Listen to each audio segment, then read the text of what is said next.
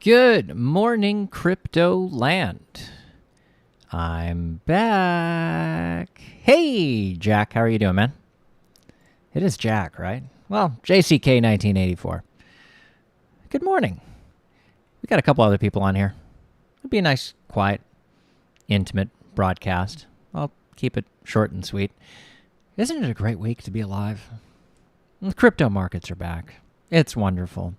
I've been mostly working away, trying to make fiat dollars to buy Bitcoin, which is pretty much what we should all be doing, just trying to hodl more, stack those sats. It's been good. Jack is fine. That's good to hear, man. Yeah, things are nuts, and things are off to the races. I don't know any other way of saying that, because that is what I wake up to, is Cardano off to the races, Matic up 18% almost. Gonna be one of those days. Aave, if you hold Aave, 9%, Chainlink 8%, Lumens 6%. I can't. I really try not to do any TA anymore. It really, reading the tea leaves, really can't do it. Gosh, that's crazy. See Matic up like that and see Cardano up like that. I think we're all doing so much better. Kind of a wild last 3 months or so. You know, it's always tough when things are accumulating. It's that time when you should buckle down in your day job and be able to take care of your normal life expenses and also do your long-term investments. You're up 44% in 4 weeks. Good for you, man. That's good to hear. I'll be up, maybe I'll be up 40% short enough, and that basically brings me to zero because I'm under 40% on my Crypto Hopper bot. If you're new to the channel, a number of us use Crypto Hopper to algorithmically trade. We use DexStrats. You can see the links in the information section on the video. If you're interested, come on over and find us on the DexStrats Discord. We can always answer all of your questions about what it's like to algorithmically trade. When it's working, it's working. When it's not, it has its moments. Let's face it, nothing can really protect you against a market that's going down. So that's what we do. Yeah, I do most of my trading there, and then I do some trading on another site, Bitsgap. I do a Bitcoin base bot on Bitsgap, and it's been fairly successful. You'll see a referral code also in the info on the video. Goodness. I'm going to be like the modern investor, and I'm going to have a cough midway through my videos. Look out. Love Modern Investor. What have I been doing during the last 3 months? I have been spending time and educating myself and researching. And some of the things I've been listening to, the Breakdown podcast, I have found to be very good. You can find that. I think it's part of CoinDesk. The Breakdown podcast, there's a couple of great episodes recently. Definitely the episode about what happens if the dollar loses reserve currency status is a fascinating podcast.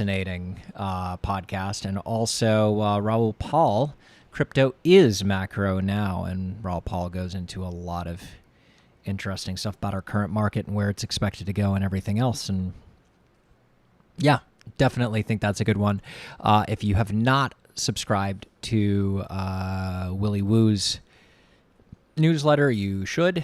Willy Woo is one of the biggest on-chain analysts. And Supply Shock, he just released this yesterday. Supply Shock predicting price by quantifying intent to buy and sell. Very interesting because, as many of you know, we are headed into a supply shock, which should dramatically increase the value of a number of the crypto assets. It may, in fact, be what we are seeing with Ethereum right now, as Ethereum now has 1559 improvement protocol in place and has become deflationary for 2 hours already. There have been 2 1-hour periods in which it became deflationary, meaning more Ethereum was burned in transaction fees than was actually mined, which is really neat and really interesting. I'm still seeing transaction fees being through the roof. They really need to come down, and not by like a little amount. They need to be a lot less, like a tenth of what they currently are, to actually make sense and actually be competitive. Ethereum's transaction fees need to be about a tenth of what they currently are, but I think we're still a ways off in seeing that. Speaking of our favorite proof of stake, Cardano. Oh, Cardano, I love you. Cardano smart contracts, we are going to find out Friday when they're being released, which should probably be by the end of this month, it sounds like. It sounds like it's coming along really fast, which is awesome. Awesome stuff to know. Another weekly on-chain overview. This is Blockware Intelligence, another Substack. There's some really interesting Substacks to look at. This one goes into a lot of the Glassnode on-chain analytics. Been doing a lot of that stuff. Obviously looking at my Cardano. Go, baby, go, baby, go. Got a ways to go until that all-time high, but these things, when they start chugging along, they start chugging along, so that might not be as far off as it looks. How about the hack? $600 million? Yeah. Be careful with which DeFi you're using. This is apparently not a DEX. It was something else. It was some other DeFi type thing. That clearly got hacked. So, yeah, that's no good. We don't like seeing that. But hopefully it'll make the network stronger for the $600 million that'll never be able to be touched again. Yeah. Thanks, hacker. Thank you so much for doing that. Yeah. Jerk. Things are great. If you're looking for what our current kind of psychological feel is, net unrealized profit loss, we are well back up into belief. I think we are easily out of denial and back into belief, and we should be. Nothing really happened negative with what was going on in D.C. over the last few days, and there is now all the expectations that it's going to be fixed once it gets to Congress. Once it gets into the House of Representatives will, fingers crossed, fix it, because I think they're all being read the Riot Act at the moment. What are you guys up to? What are you into? Finding any new interesting altcoins that are pumping well that some of us in parts of the world have or do not have access to? The things I don't have access to. I've been experimenting with so many different methods of getting access to things that I can't have access to because my nanny state doesn't let me. Really kind of annoying, you know? But there are some amazing decentralized tools like Shapeshift, of course. I'll put a referral code up for Shapeshift so you guys can check that out. If you are in a locale that has difficulties doing yield farming and having access to things like Tether, like I do, it's a wonderful tool. So definitely Shapeshift. Fair warning, it is Ethereum based, so the fees are irritating. The fees really are irritating. I'm just having fun with the yield farming because it's silly. Hey, sad face, I'm back. Hey, Dario. Yeah, it's been a fascinating couple of months. I was working at that restaurant. I think one of my last live streams, I live streamed from outside of it, and I was working 60-hour weeks, and it was not very good for my physical health, obviously. I managed to get an offer in town and moved from New Jersey back into New York City, where I've been working for the last couple of weeks. New York City is a much better, more labor-friendly environment. So it's been great. I work at one of the clubs near Times Square in a way. It's been fun. Well, late nights, though. A couple of nights a week, I'm there till 4 or 5, maybe 6 in the morning, getting everything cleaned up. So it's been a little weird trying to say, hey, when am I going to start doing live streams again? Obviously, it's something I do want to do. And I want to start creating stuff that's a little different than everyone else. I kind of watch everyone else. I won't lie, I definitely watch pretty much everyone else, although BitBoy Crypto is really on my nerves.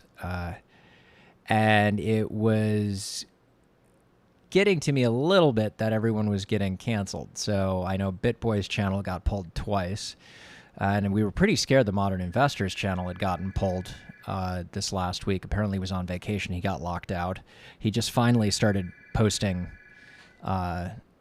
again. So hopefully all of that is back and worked out. So I don't know. I'm not really in a mood to look at poop coins because even the poop coin should be moving right now. I think I've even removed Doge.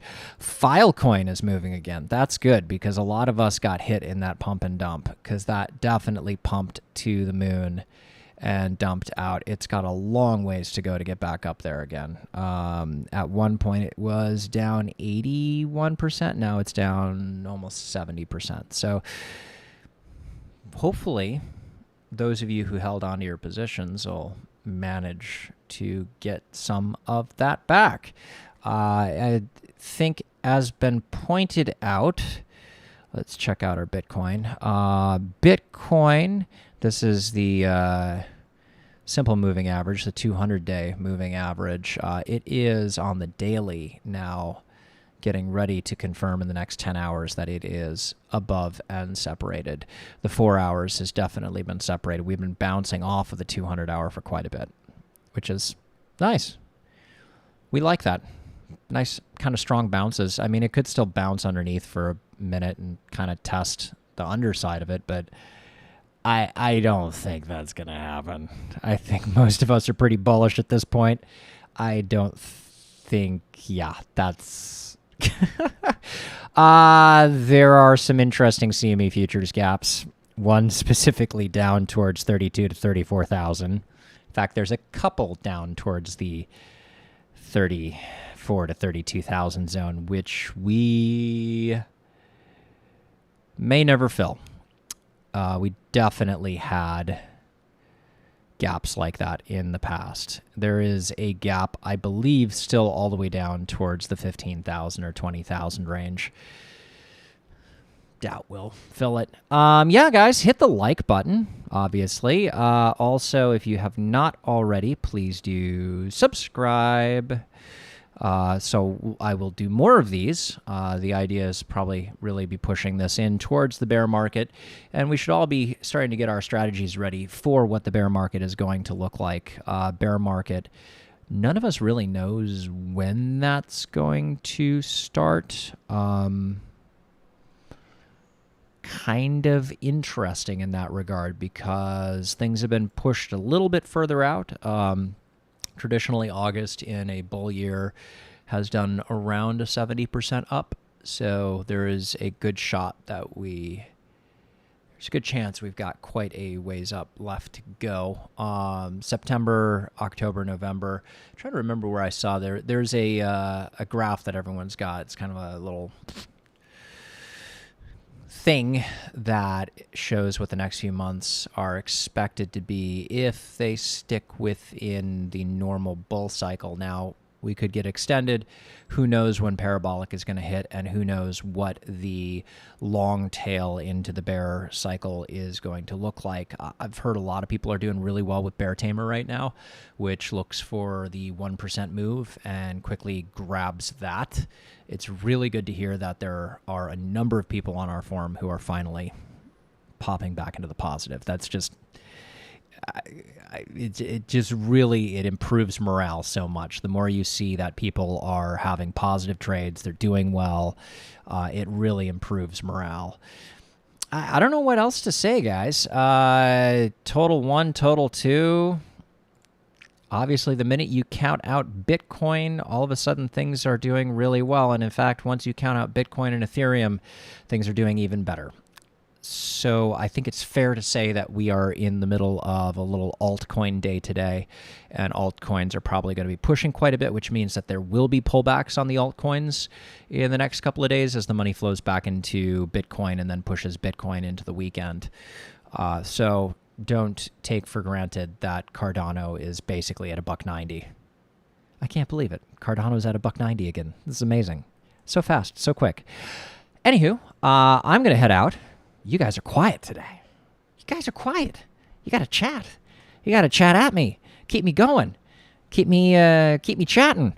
Yeah, I will try to do this a lot more regularly. I'm now starting to get into a healthier schedule. So I'll be back, and maybe we'll figure out something to do that makes this a lot more interesting than other channels. Yeah. So take care. Have a good day. And I'll see you all.